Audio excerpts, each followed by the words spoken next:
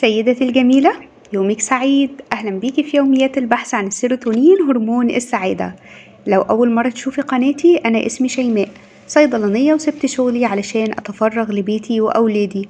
في كل مرة هستضيفكم في بيتي وهنناقش مع بعض موضوع يهمكم، سواء كان اجتماعي أو طبي.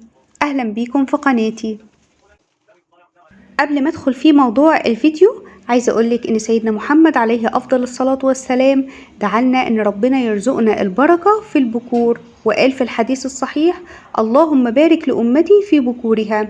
حاولي دايما تبدأي يومك من بعد صلاة الفجر، بجد هتحسي ان ال 24 ساعة بقوا 48 ساعة، وهتقدري تنجزي حاجات كتيرة قوي في يومك. ولو تعبتي في النص تقدري تنامي نص ساعة وتقومي تكملي اللي وراكي. جربوا كده ان انتوا تنتظموا على ان انتوا تبدأوا يومكم من بعد صلاة الفجر، وشوفوا الفرق في يومكم هيبقى عامل ازاي. النهاردة الروتين بتاعي مش هعمل لكم اي اكلة او اي وصفة جديدة عنكم، انا هعمل الاكلة اللي كل المصريين بيحبوها، والحقيقة انا مش بعملها كتير علشان ضغطة المدارس والمذاكرة والمروح للمدرسة والرجوع من المدرسة. لكن ابني الصغير بجد قام بالواجب معايا، وكل ما يروح عند حماتي يقول لها: يا تيتا، ماما مش بتعمل لي محشي ابيض. فانا حفظا لماء الوجه قلت خلاص، احنا كده كده الجو ابتدى يسقع والكرنب بقى طعمه جميل ومسكر غير الكرنب بتاع الصيف خالص، وقررت ان انا اعمل له المحشي اللي هو نفسه فيه، او المحشي الابيض. موضوع النهاردة ليه علاقة بقصة حصلت معايا في المدرسة. أنا هحكيها لكم الأول، وعايزاكم كده تفكروا معايا وتقولولي إذا كنت أنا صح ولا غلط. لكن هي لفتت نظري لحاجة مهمة جدا إحنا مش واخدين بالنا منها، وبنعملها مع أولادنا وبنجبرهم عليها من غير ما نفهمهم إحنا بنعمل كده ليه، أو بنتعلم الحاجة دي ليه. اللي حصل كالآتي: أنا كنت رايحة علشان أجيب ابني من المدرسة، وكان عندهم مدرسة جديدة وكان صوتها دايما عالي عليهم في الكلاس. فهو اشتكالي وقال لي: يا ماما، المدرسة دي دايما بتعلي صوتها ودايما بتتخانق، بتزعق جامد وبتشرح لنا بصوت عالي وبتقعد تزعق لنا على أتفه الأمور. اشتكيت للمدرسة وقلت لهم على المشكلة بتاعة المدرسة دي. طبعا معظم المدارس بتتبع سياسة turning table أو قلب الترابيزة. دايما بيجيبوا العيب على الأهل أو العيب على الطفل، أو إن الأطفال أصلهم أشقية، مع إن مش كل المدرسين بيتعاملوا بالطريقة دي. وابني عمره ما اشتكى من أي مدرس تاني غير هي المدرسة دي. المهم بعدها بيومين يشاء ربنا ان موقف يحصل قدامي، ان نفس المدرسة اللي ابني بيشتكي منها تمسك طفل لمجرد انه خرج اخر اليوم والاهالي بيستلموا الاطفال من الكلاس من غير ما يستأذنها، وفي نفس الدور بتاع الفصول علشان يروح لابني في الكلاس بتاعه يسلم عليه ويرجع تاني الكلاس بتاعه.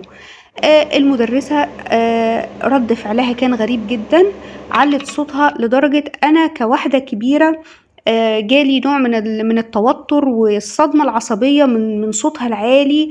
ولما شفت الولد وهو واقف قدامها، هي كانت مدياني ظهرها ومش شايفاني وأنا معدية جنبها. الولد كان بيرتعش وبيرتجف من صوتها العالي وتبرئتها ليه، وكان شكلها مخيف جدا. من فضل ربنا ان الاخصائيه الاجتماعيه كانت قريبه من المكان، وانا حكيت لها الموقف وهي نفسها سمعت الصوت وقالت لي: انت عندك حق.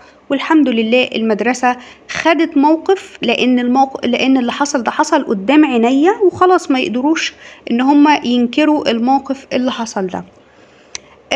لما روحت طبعا انا برضو هو الولد مش ابني، لكن في اي لحظة ممكن نفس الموقف ده يتكرر مع ابني او مع اي طفل تاني في المدرسة. فانا كلمت والدته، قلت لهم مين مامة فلان، واتواصلت معاها فبحكي لها اللي حصل. قلت لها النهارده حصل كذا كذا كذا، وانا اشتكيت الكلام دوت للاخصائيه الاجتماعيه، وبعت ايميل رسمي للمدرسه ولمديره المدرسه علشان اتفاجئ برد الام الغريب اللي كان بجد صدمه ليا اكتر من الموقف نفسه.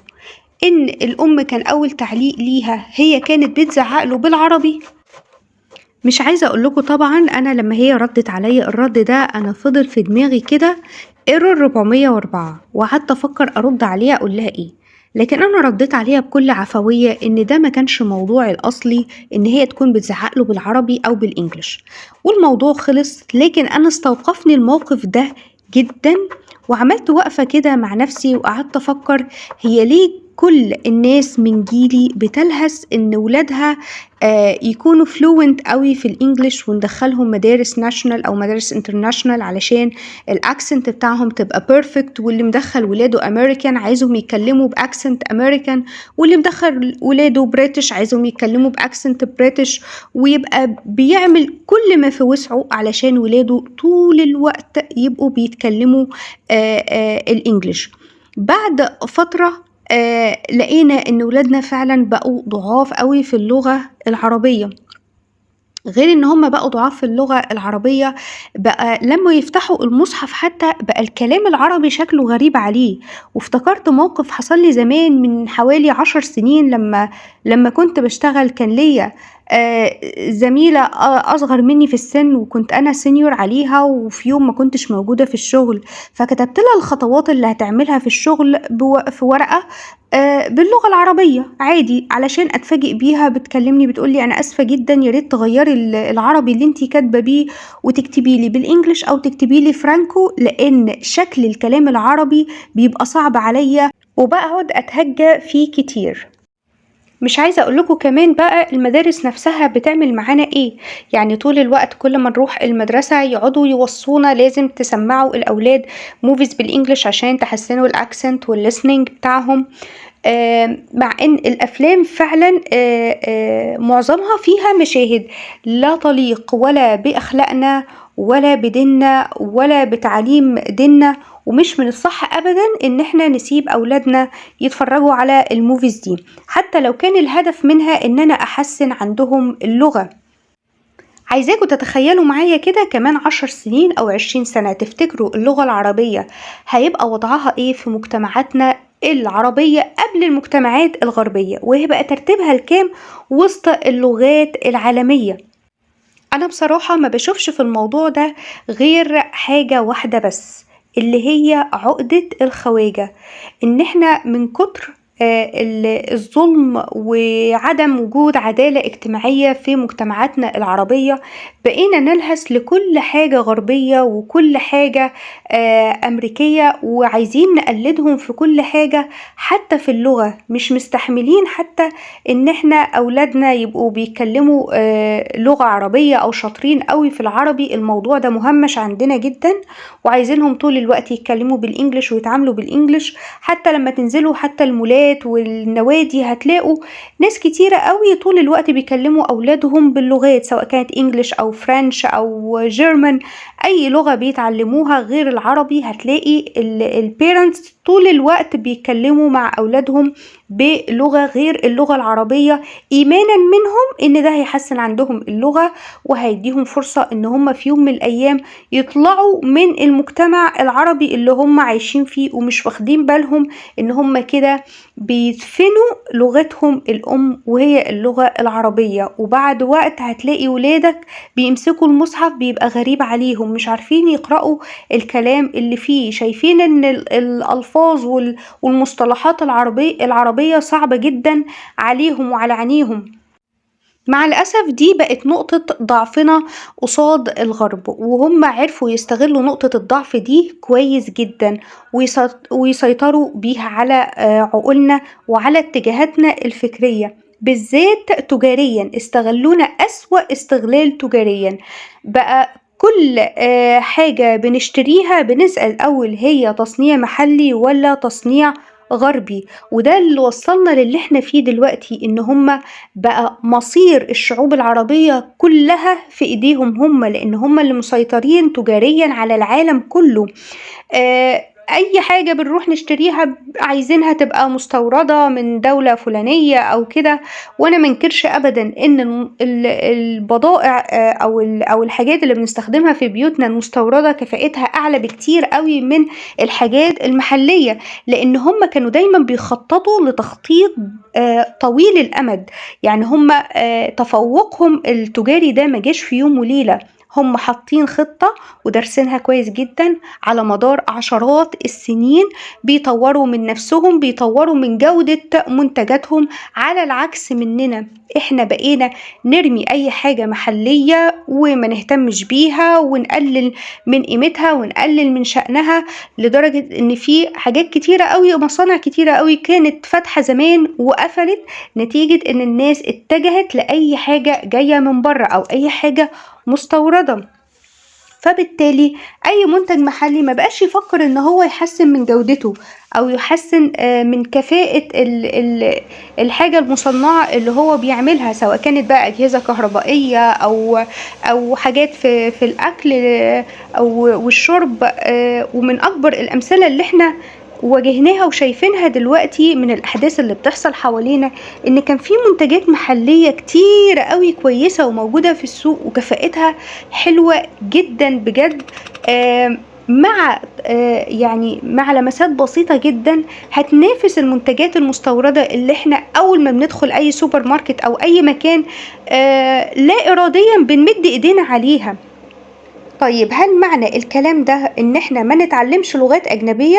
بالعكس، لا طبعا، ده مهم جدا جدا جدا في الزمن اللي احنا فيه ده ان ولادنا يكونوا بيرفكت في الانجليش، لانها اللغة رقم 1 في العالم وهي لغة العلم. لكن انا لازم افهم ابني وتفهمي بنتك انه انتي بتتعلمي الانجليش لانه لغة العلم في العالم كله، مش علشان افضل طول الوقت يعني اوري الناس بصوا انا ولادي مثلا ما بيفهموش عربي قوي او بيتكلموا عربي مكسر واللغة عندهم ضعيفة.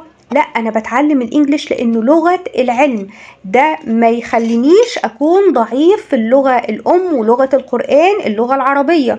وتاني حاجة كمان لان اولادنا جايين في زمن صعب جدا، زمن المسلمين مستضعفين فيه في كل بقاع الارض.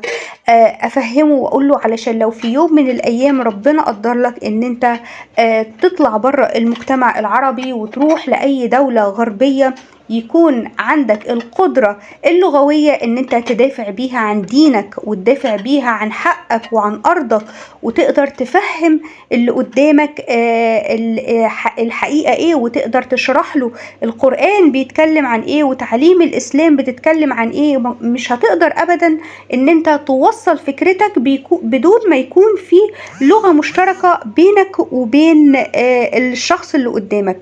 ودايما اللغة المشتركة اللي بتجمع اي اتنين مهما كانت لغتهم مختلفة هو الانجليش. تعالي بقى قبل ما انهي معاكي الفيديو عايزه اقولك على فكره تحفه بجد.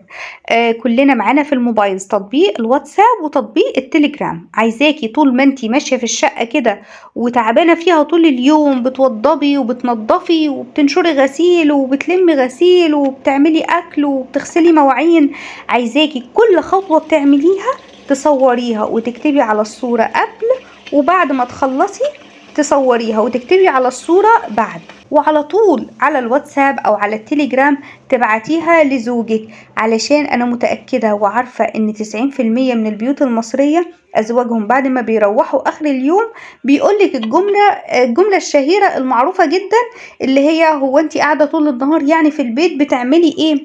عايزين بقى نستغل التطبيقات الحديثة دي في إن احنا نحفظ حقنا ونوريهم احنا بنتعب قد إيه.